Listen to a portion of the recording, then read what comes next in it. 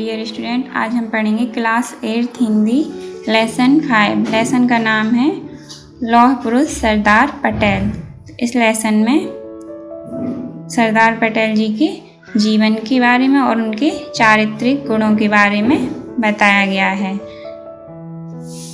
तो इनका नाम लौह पुरुष सरदार पटेल क्यों पड़ा? क्योंकि जो भी ये ठान लेते थे वो करके दिखाते थे और अपने उद्देश्य पर हमेशा अड़िग रहते थे, इसलिए इनका नाम लौह पुरुष सरदार पटेल पड़ा।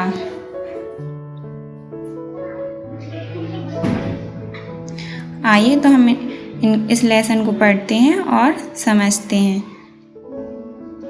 विश्व के प्रमुख राष्ट्र निर्माताओं में बड़े सम्मान के साथ लिए जाने वाले नामों में सरदार पटेल का नाम अपना विशिष्ट स्थान रखता है।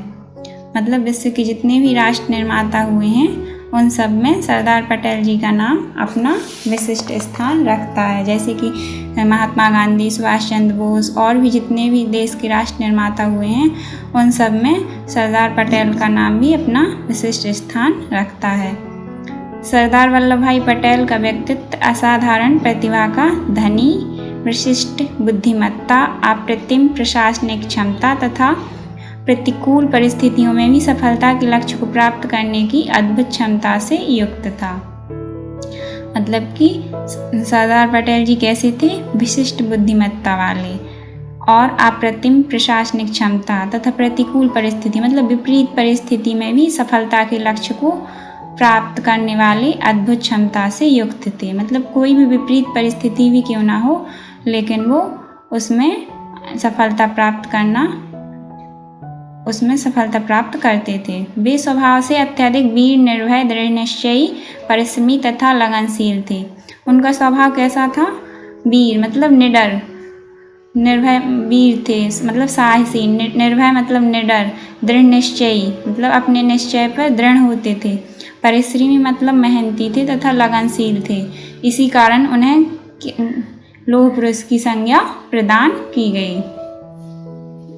सरदार वल्लभ भाई पटेल का जन्म 31 अक्टूबर 1875 को नाडियाड गुजरात में हुआ था। इनका जन्म कब हुआ था? 31 अक्टूबर 1875 को नाडियाड और गुजरात में हुआ था। इनके पिता का नाम जवेर भाई तथा माता का नाम लाडबाई था। सरदार पटेल जी के पिता का नाम जवेर भाई था और माता का नाम लाडबाई। इन्होंने नाडियाड हाई स्कूल से 1897 में मैट्रिक की परीक्षा उत्तीर्ण की।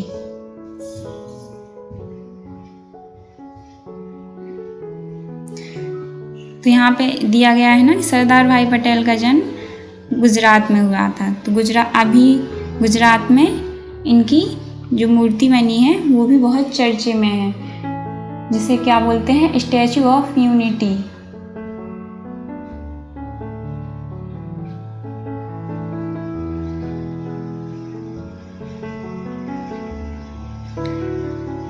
सरदार पटेल के विशिष्ट मानवीय गुण बचपन से ही प्रकट होने लगे थे। एक बार वे खेती के कार्य में सहयोग देने के लिए अपने पिताजी के साथ खेत पर गए। मतलब सरदार पटेल विशिष्ट मानवीय गुण वाले थे। कैसे थे? मानवीय गुण मतलब उनमें मानवता के गुण थे बचपन से ही। एक बार वे खेती के कार्य में सहयोग देने के लिए अपने पिताजी के साथ खेत पर गए। पिताजी हल चला रहे थे, वे उनके पीछे अपना कार्य करते हुए पहाड़ी भी स्मरण करते जा रहे थे। मतलब उनके पिताजी हल चला रहे थे, वो पीछे से पहाड़ी याद करते जा रहे थे। मतलब स्मरण मतलब याद करते जा रहे थे। पहाड़ी कंठस्थ करने में इतने तल्लीन हो गए कि डाब नामक घास का तीक्ष्ण बड़ा कांटा कब उनके पैर में चुभ गया उन्हें पता ही ना चला। मतलब पहाड़ी कंठस्थ मतलब याद करने में बहुत वो मगन हो गए थे, तो उन्हें पता भी नहीं चला कि डाब नामक घास का तीक्ष्ण कांटा कब उनके पैर में चुभ गया। बालक के पैर से बहते रक्त को देखकर पिता दंग रह गए। रक्त मतलब खून। उनके पिता उनके खून को देखकर दंग रह गए। उन्होंने बालक की दृढ़ता को सराहते हुए पैर से कांटा निकाला और उस पर कार वृक्ष की पत्तियां रगड़ दी, जिससे खून बहना बंद हो गया।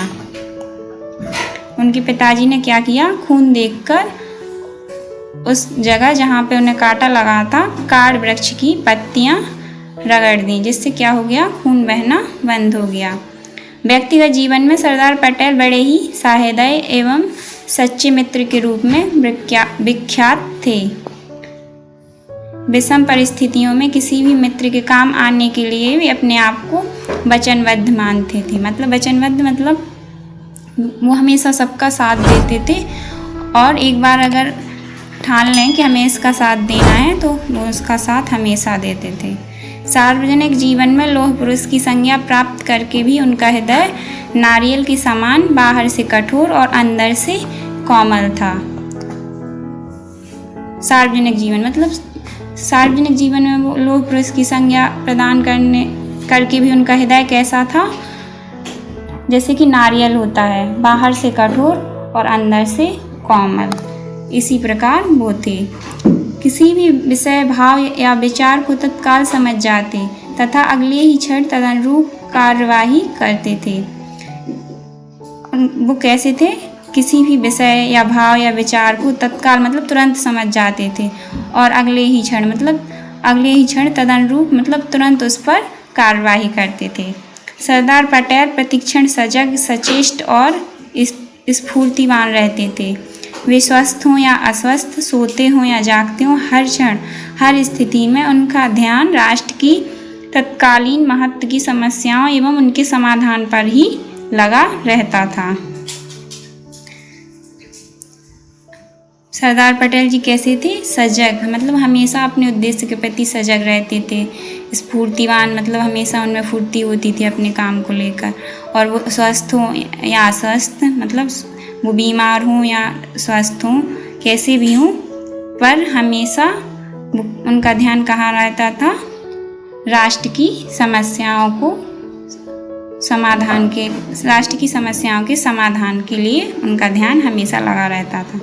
स्वतंत्रता संग्राम काल में सत्याग्रह आंदोलन एवं बारडोली में किसान को संगठित कर लगान माफ कराने जैसी उल्लेखनीय सफलताओं में आपका महत्वपूर्ण योगदान रहा। तभी से जनता आपको सरदार के नाम से संबोधित करने लगी।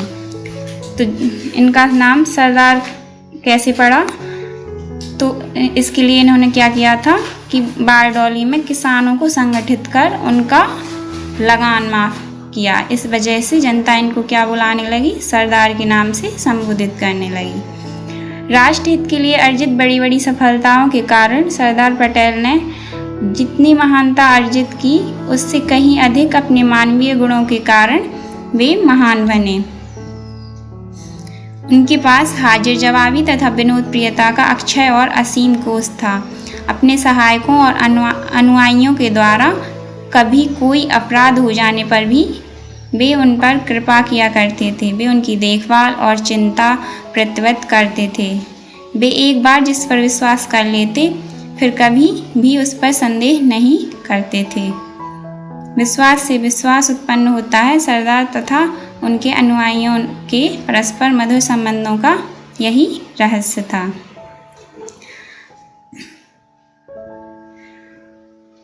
सरदार पटेल जी ने जितनी भी सफलताएं अर्जित की हैं वो सब उन्होंने कैसे की हैं, अपनी मानवीय गुणों के कारण।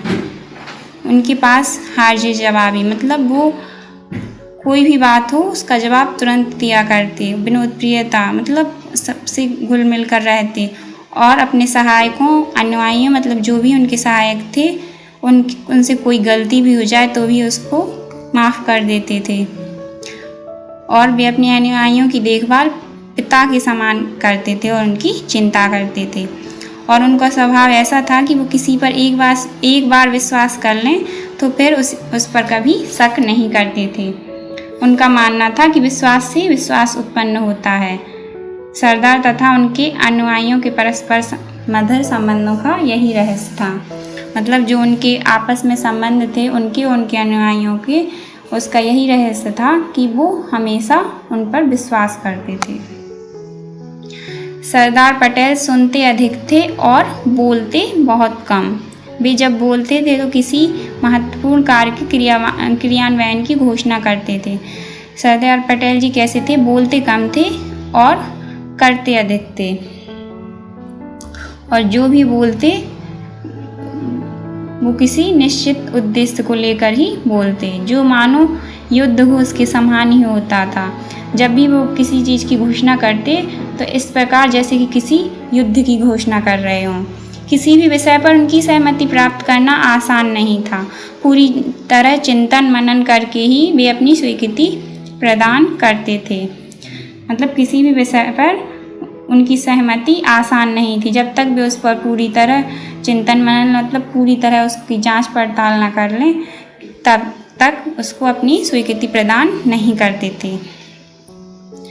आगे है, भारत के 150 वर्ष के दासता काल में पटेल जैसा व्यक्तित्व उत्पन्न नहीं हुआ, जो मनुष्य की अंतर्निहित शक्ति को पहचानने में गलती न करते हुए कार्य करे तथा उनकी विस्तृत रूपरेखा एवं संभावनाओं को भांप सके।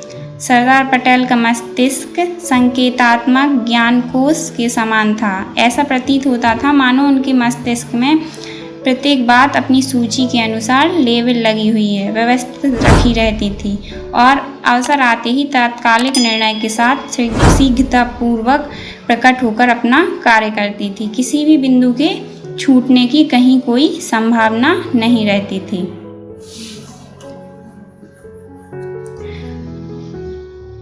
उनका स्वभाव कैसा था? वो हर मनुष्य की अंतर्निहित शक्ति को पहचान लेते थे और उनकी संभावना, उनकी भावनाओं को भी भांप लेते थे कि किसके मस्तिष्क में यानी कि किसके दिमाग में क्या चल रहा है,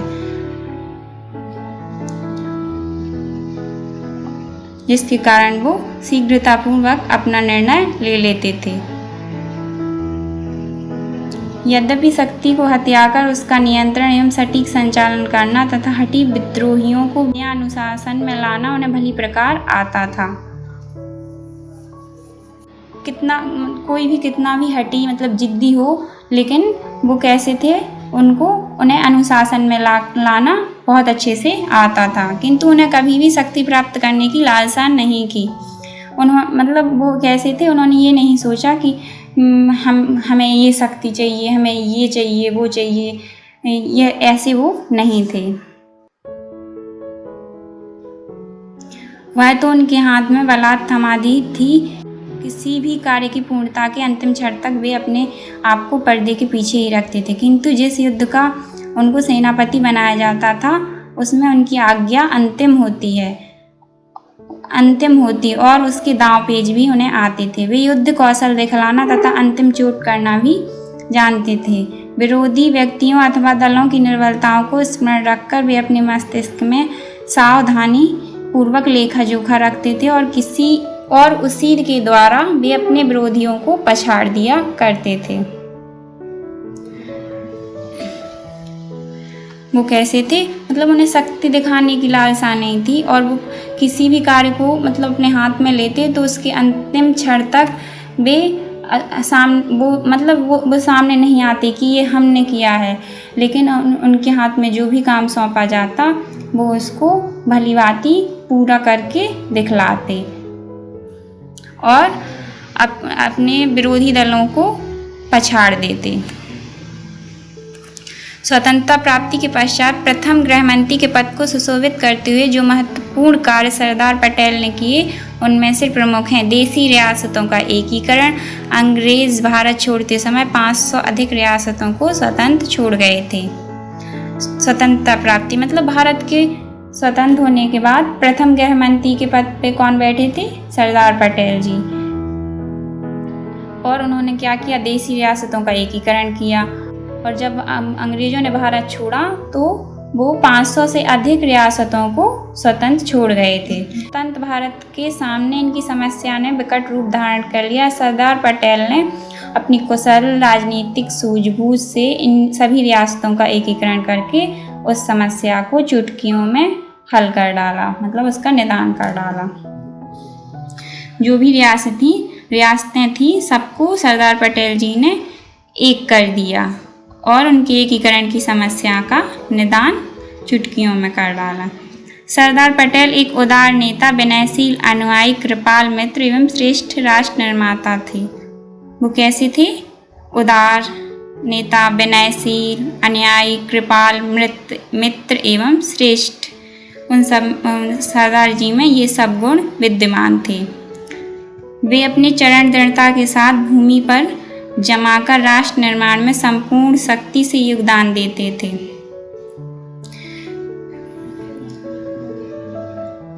वे अपने चरण भूमि पर जमा कर कुछ भी हो जाए वो राष्ट्र के निर्माण में अपना पूर्ण योगदान देते थे। जीवन के अंतिम दिनों में वे अस्वस्थता काल में चिकित्सकों के चेतावनी देने पर भी कि उनकी स्थिति खतरनाक है, पूर्ण विश्राम करें, बिना रुके निरंतर कार्य करते रहे। जीवन के अंतिम दिनों में भी उन्हें डॉक्टरों ने चेतावनी दी कि उनकी स्थिति खराब है, बहुत खराब है, पूर्ण विश्राम करें, हमेशा वो क्या करें, विश्राम करें। लेकिन फिर भी वो बिना रुके निरंतर कार्य करते रहे। क्योंकि उनकी यही महती आकांक्षा थी कि भारत अपनी स्वतंत्रता की रक्षा में सबल और सुयोग्य बन जाए।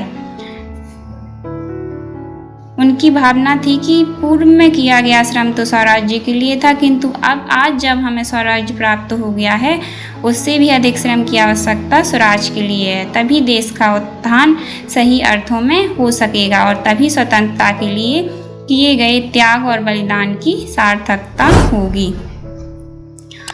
उनका मानना था कि जो मैंने पहले किया वो तो स्वराज के लिए था, लेकिन अब मैं जो भी करूँगा वो हमारे देश के लिए है। तो उन्होंने मरते दम तक देश के लिए श्रम किया और देश के उत्थान में सहायता की। तो आज भी उनका बलिदान हमारे इतिहास में स्मरणीय है।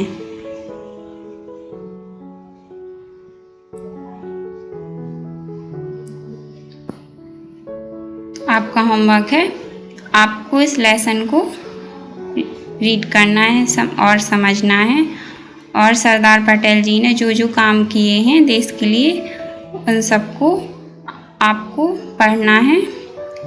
और जो पाठ में आए वस्तुनिष्ठ प्रश्न हैं इनको आपको स्वयं पूरा करना है। Okay, thank you.